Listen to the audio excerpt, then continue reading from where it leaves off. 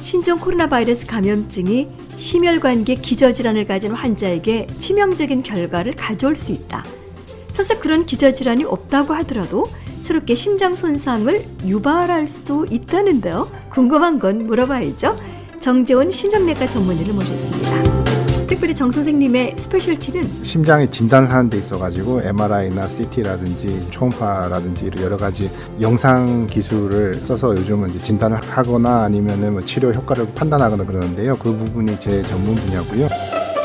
선생님, 코로나 바이러스가 몸 안에 들어오면 몸속의 아군들이 정신을 못 차리는 것 같아요. 이렇게 생각하시면 돼요. 밖에서 어떤 그 바이러스가 들어왔을 때 그 바이러스를 죽이려고 우리 몸에서 뭐 불을 뿜는다 이렇게 생각하시면 되거든요. 근데 생소한 게 들어왔으니까. 예, 생소한 게 들어왔으니까 우리 몸에서 그걸 죽이기 위해서 이제 막 우리 몸에서 막 불을 일으켜서 불로 그 바이러스를 죽이려고 그러는데 그 불길이 너무 큰 거 버려요.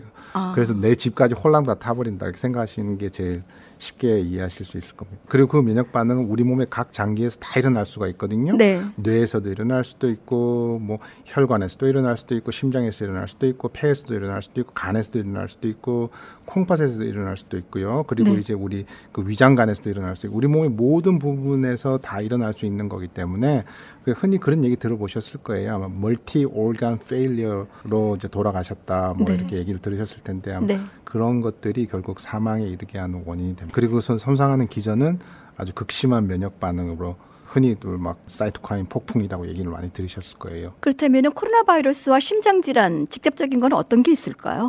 코로나 바이러스로 인해서 심장 근육이 파괴되는 경우에는 그 심장 근육이 제대로 이제 작동을 못 하다 보니까 심장이 제대로 피를 못 뿜어주게 되는 거죠. 그러니까 심장 부전에 생기는 경우가 많았고요. 저희 같은 경우에는.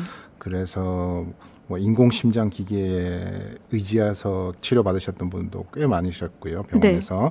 그리고 또 다른 한 가지는 심방세동이라고 하는 부정맥이 굉장히 흔하게 일어나는 경우가 많았습니다. 부정맥? 예, 심장이 굉장히 빨리 뛸 수밖에 없게 되는 거죠. 이제 대부분의 코로나 바이러스가 들어올 때 폐렴을 일으키면서 들어오니까 폐가 제대로 작동을 못하게 되고 이제 폐가 제대로 작동을 못하니까 처음에는 이제 심장이 그 보상 기전으로 심장이 열심히 일을 하게 되는데 어느 정도 열심히 일하면 되지만 그게 또 너무 과도하게 열심히 일하다 보면은 결국 부정맥을 일으켜서 또 심장 부전이 또 되는 거고요. 우리가 보통 운동을 했을 때 막 빨리 뛰면 되게 막 숨이 차는데 그때 막 심장이 터질 것 같은 그런 현상이 생기는 건가요? 비슷한 거라 생각하시면 됩니다. 예.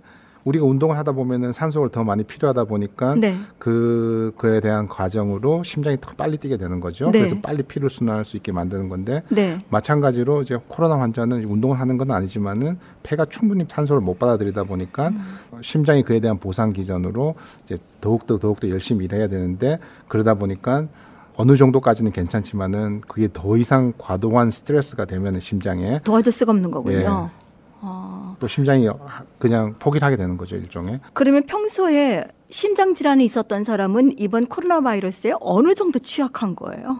처음에 코로나 바이러스가 미국에 온다고 얘기했을 때는 이제 아무래도 이게 전염병이다 보니까 면역 체계가 약하신 분들이 이 바이러스에 많이 걸릴 거라고 생각했었죠. 그러니까 뭐 그 항암 치료 받는 분이라든지 아니면은 여러 가지 장기를 이제 이식 받으신 분들이 이제 여러 가지 면역 억제제를 드시고 계셨을 때 이런 분들이 이제 취약할 거라 생각했는데 실은 여러 가지 이제 연구 결과가 실은 심장병을 가지신 분들이 이제 이 바이러스에 가장 크게 취약하신 분들로 이제 판명이 났습니다. 흔치 않은 거긴 하지만 완치 판정을 다 받고 퇴원했는데 심장마비로 사망한 케이스 같은 거가 있었잖아요.